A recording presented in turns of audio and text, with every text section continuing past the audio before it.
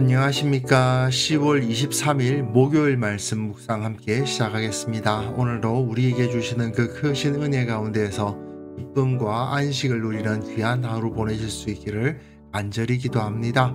오늘 본문은 창세기 50장 15절부터 21절까지 말씀이고요. 통독하실 말씀은 누가복음 5장에서부터 6장까지입니다. 오늘 본문에서는 요셉이 그 형들을 용서하는 모습을 볼 수 있는데, 이걸 통해서 우리 신앙의 본질적인 문제죠. 이 용서에 대해서 조금 더 묵상할 수 있었으면 좋겠습니다. 그리고 다시 한번 광고 드리는데요. 우리 함께하는 교회에서 말씀 사경회를 10월 마지막 날 마틴 루터가 비텐베르크 대성당에 그 95개조 항의문을 쳤다고 전해지는 그날인데, 그날부터 시작해서 3일간 하나님의 말씀을 함께 묵상했으면 좋겠습니다. 특별히 이때에 내일 창세기가 끝나니까요. 창세기를 다시 한번 돌아보면서 그 안에 있는 주제 중에서 집으로 돌아간다, 본향으로 돌아간다, 그 주제를 중심으로 묵상해보는 그런 시간을 가졌으면 좋겠습니다. 월요일 날에 광고 드렸던 것처럼 혹시 함께하는 교회 성도가 아님에도 불구하고 이 사경회에 참석하기 원하시는 분이 있다면 밑에 더보기란을 누르신 다음에 바로 그 링크가 있는데, 그 링크를 클릭하셔서 신청서를 아주 간단하게 작성해 주시면 저희가 준비하는 데 도움이 되겠습니다. 그럼 오늘 본문을 보시고 묵상을 이어나갔으면 좋겠습니다. 요셉의 형제들이 그들의 아버지가 죽었음을 보고 말하되, 요셉이 혹시 우리를 미워하여 우리가 그에게 행한 모든 악을 다 갚지나 아니할까? 하고 요셉에게 말을 전하여 이르되, 당신의 아버지가 돌아가시기 전에 명령하여 이르시기를 너희는 이같이 요셉에게 이르라. 내 형들이 내게 악을 행하였을지라도 이제 바라건대 그들의 허물과 죄를 용서하라 하셨나니 당신 아버지의 하나님의 종들인 우리 죄를 이제 용서하소서. 요셉이 그들이 그에게 하는 말을 들을 때에 울었더라. 그의 형들이 또 친히 와서 요셉의 앞에 엎드려 이르되, 우리는 당신의 종들이니이다. 두려워하지 마소서. 내가 하나님을 대신하리이까. 당신들은 나를 해하려 하였으나 하나님은 그것을 선으로 바꾸사 오늘과 같이 많은 백성의 생명을 구원하게 하시려 하셨나니 당신들은 두려워하지 마소서. 내가 당신들과 당신들의 자녀를 기르리이다. 하고 그들을 간곡한 말로 위로하였더라. 야곱, 그러니까 이스라엘이 가나안 땅에 묻히는 모습을 어제 본문에서 우리가 확인을 했죠. 그 모습을 통해서 모세는 이스라엘 자손들이 가나안 땅을 왜 정복해야 되는가에 대한 영적인 이유에 대해서 나름대로 설명을 일단락 한 셈입니다. 이제 창세기를 마치면서 모세는 요셉을 그 삶의 모범으로 제시하고 있습니다. 우리 이스라엘 자손들은 이러한 삶을 모범으로 가장 이상적인 모습으로 삼고 살아가야 된다라고 제시를 하는 거죠. 그런데 요셉의 모습을 보면 정말 예수님 닮았죠. 그의 전생애를 통해서 신앙인이라면 어떤 삶을 살아야 하는가를 참 잘 보여준 사람입니다. 그렇기 때문에 오늘 본문과 그리고 내일 본문도 마찬가지인데요. 창세기의 마지막 본문에 기록된 요셉의 모습을 통해 우리가 참 신앙인이 되기 위해서 가장 중시해야 될 것이 무엇인가, 어떤 성품을 가지고 어떤 행동을 해야 되는가, 그런 것을 한번 생각해 볼 수 있을 것 같습니다. 요셉의 형제들이 그들의 아버지가 죽었음을 보고 말하되, 요셉이 혹시 우리를 미워하여 우리가 그에게 행한 모든 악을 다 갚지나 아니할까 하고 두려움에 빠지기 시작합니다. 비록 17년의 시간 동안 애굽에서 아무 일 없이 호의호식하며 잘 살고 있었지만, 그게 혹시 아버지 야곱이 살아 있었던 덕분이 아니었겠는가? 그런 두려움이 이들에게 찾아온 것이죠. 그런데 생각해보면 이런 두려움을 갖는 것은 충분히 그럴듯한, 충분히 가능성이 있는 이야기 아니겠습니까? 하지만 요셉은 이미 그 형들을 용서했죠. 그럼에도 불구하고 형들은 여전히 요셉을 두려워하고 있었습니다. 이거는 아직까지 그 형들이 죄의 영향력으로부터 완전히 자유롭지 않았다 하는 것을 보여주는 증거죠.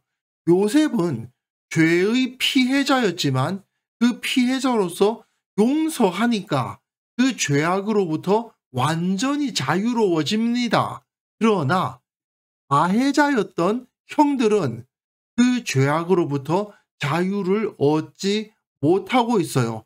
용서받았다라는 것을 완전히 실감하지 못하고 있는 거죠. 형들의 모습을 보십시오. 요셉에게 말을 전하여 이르되 당신의 아버지가 돌아가시기 전에 명령하여 이르시기를. 아버지가 명령을 했대요. 너희는 이같이 요셉에게 이르라. 내 형들이 내게 악을 행하였을지라도 이제 바라건대 그들의 허물과 죄를 용서하라 하셨나니 당신 아버지의 하나님의 종들인 우리 죄를 이제 용서하소서 하매. 이런 말을 야곱이 생전에 했다는 겁니다. 사실이 아니죠. 이것도 거짓말입니다. 이들이 죄에서 완전히 자유롭지 못하다는 사실을 보여주고 있는 거죠. 자기들이 저지른 죄에 대해서 안갚음을 당할지도 모른다는 두려움을 갖고 있고 그 두려움 때문에 다시 또 다른 거짓말을 하고 있습니다. 물론 이 거짓말은 다른 사람에게 큰 피해를 주기 위한 거짓말이라기보다는 두려움 때문에 하는 거짓말이기 때문에 큰 죄악이라고 생각하기는 어렵지만 그러나 분명한 것, 거짓말은 거짓말이죠. 솔직하게 요셉에게 나아가지를 못합니다. 왜요? 죄로부터 자유롭지를 못하니까. 하지만 요셉은 어떻습니까? 요셉은 그들이 그에게 하는 말을 들을 때 울었더라. 요셉이 형들의 말이 거짓말이란 것을 몰랐을까요? 몰랐을 수가 없습니다. 요셉이 아버지의 임종을 지켰는데 그때 아버지가 그런 말을 한 적이 없단 말이에요. 근데 그때 자기에게 형들을 용서하라는 이야기를 하지 않은 아버지가 형들에게는 요셉에게 이런 말을 전하라고 했다고 그런 식으로 명령을 했다는 말을 믿을 수가 있습니까? 사실은 말이 안 되죠. 그의 형들이 또 친히 와서 요셉 앞에 엎드려 이르되, 앞에서는 요셉에게 말을 전하여 이르는데 이번에는 친히 와서 엎드려 말하죠. 우리는 당신의 종들이니다. 사실 이것은 요셉이 12 형제들 중에서 장자의 지위를 확고하게 차지했음을 보여주는 모습이기도 합니다. 단 요셉이 어떻게 장자가 되었느냐, 우리는 이걸 잊어서는 안 되죠. 요셉이 단순히 라헬의 첫째 아들로 태어났기 때문이 아니죠. 하나님 앞에서 정의로웠기 때문이 아닙니까? 정직했고 하나님이 보시기에 기뻐할 만한 자였기 때문에 하나님의 권능으로 그를 높이신 것이죠.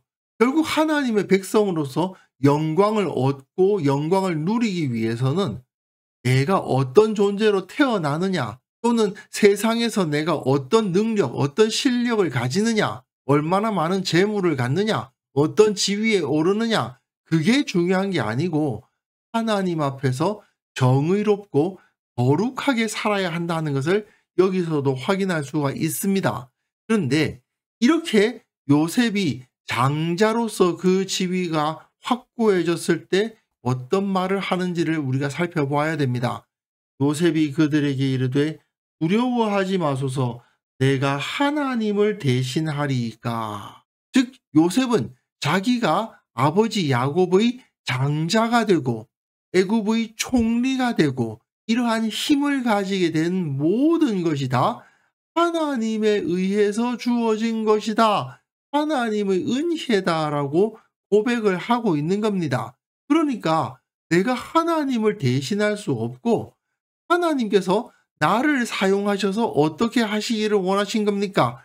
당신들은 나를 해하려 하였으나 하나님은 그것을 선으로 바꾸사 오늘과 같이 많은 백성의 생명을 구원하게 하시려 하셨나니 내가 당한 모든 것이 다 하나님의 손에 의해서 선한 결과를 이루지 않았느냐. 많은 백성의 생명을 구원하기 위해서 하나님이 이 일을 하시지 않았느냐. 당신들도 그 쓰임을 받은 거고 나도 쓰임을 받았다. 그렇다고 해서 형들이 요셉을 노예로 판 것이 잘한 짓이냐? 아니죠. 분명히 죄악입니다. 그러나 요셉은 그럼에도 불구하고 그 형들을 용서하고 있는 것이죠. 분명 형들이 전하는 그 아버지의 말이란 것은 거짓말이란 것 요셉도 잘 알고 있었을 것입니다. 그러나 요셉은 당신들은 지금 거짓말을 하고 있다라고 말하는 것이 아니고 왜 자기를 두려워하는가를 이해하고 있고 그들에게 두려워하지 말라고 하고 모든 것은 다 하나님의 섭리라고 하고 나는 하나님에 의해서 쓰임받았을 뿐이다라고 고백하면서 다시 한번 당신들은 두려워하지 마소서 내가 당신들과 당신들의 자녀를 기르리이다. 당신들과 당신들의 자녀를 기른다? 사실은 양을 친다는 개념과 같은 것인데 장자로서 이들을 다스린다는 이야기죠. 그러니까 내가 장자로서의 역할을 다 할 테니 두려워하지 마시오라고 말하며 그들을 간곡한 말로 위로하였더라. 이제 요셉은 명실상부 이 12형제들 중에 장자로 세움을 받은 겁니다. 어떻게요? 하나님 앞에 정직하게 살아감으로 말미암아. 이것처럼 요셉은 수많은 사람의 생명을 구원했을 뿐 아니라 자기에게 행한 죄로 인한 죄책감에 억눌린 형들을 그 올무에서 풀어주는 일까지 감당하고 있습니다. 이게 정말 예수님의 모습하고 너무나도 닮았죠.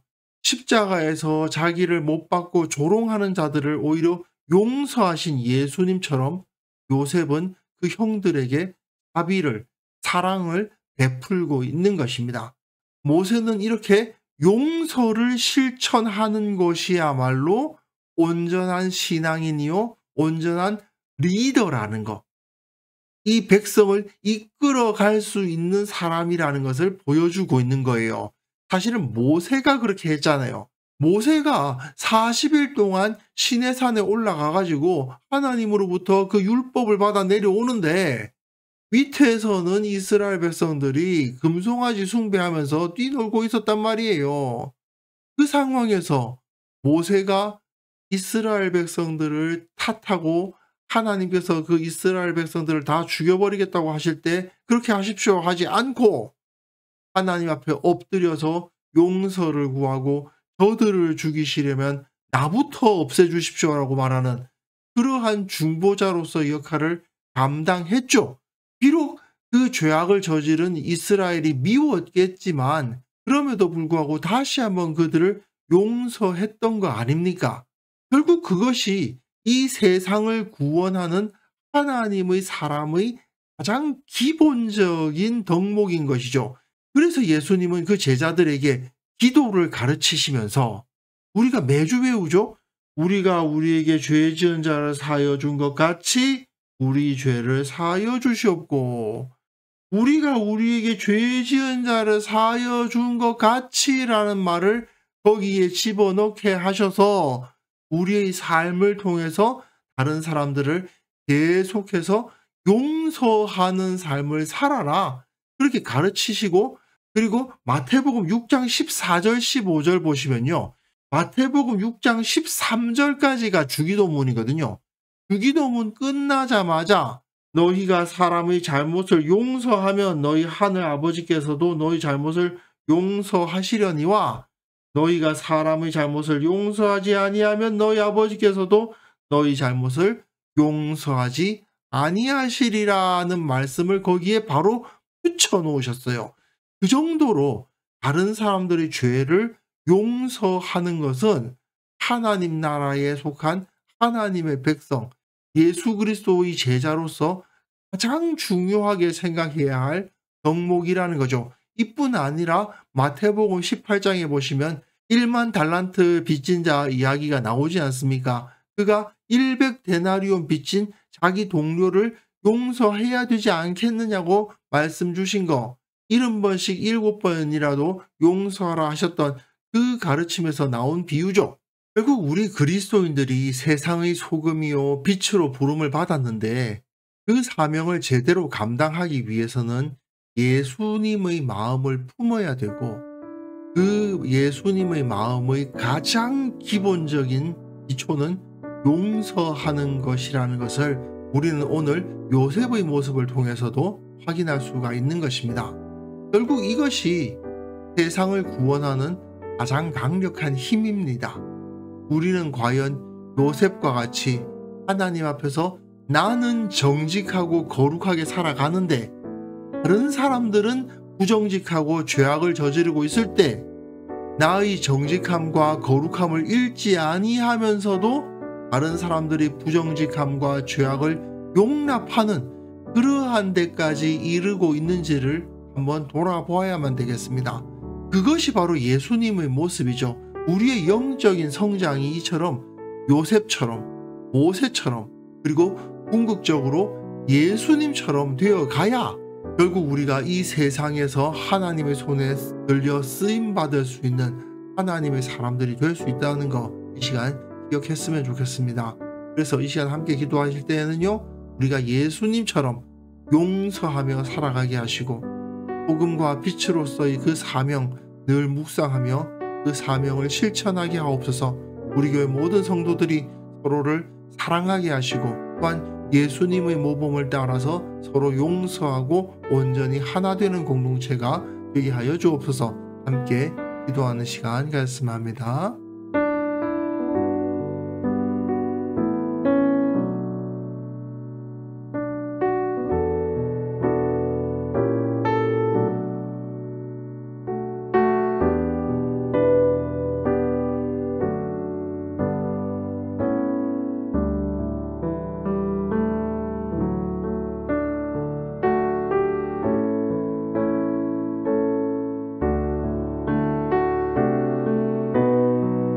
하나님 아버지, 예수님처럼 용서를 실천하고자 하는 마음 우리에게 허락하여 주옵소서. 우리의 연약함과 죄악 때문에 참으로 용서를 실천하기가 너무나도 힘들지만 그럼에도 불구하고 성령께서 우리 가운데 임하사 우리의 마음을 붙잡아 주시고 세상의 소금과 빛으로서의 그 사명을 감당하기 위해 다른 사람들을 정죄하기보다는 용서할 수 있는 예수님을 닮은 마음 가질 수 있도록 도와주옵소서.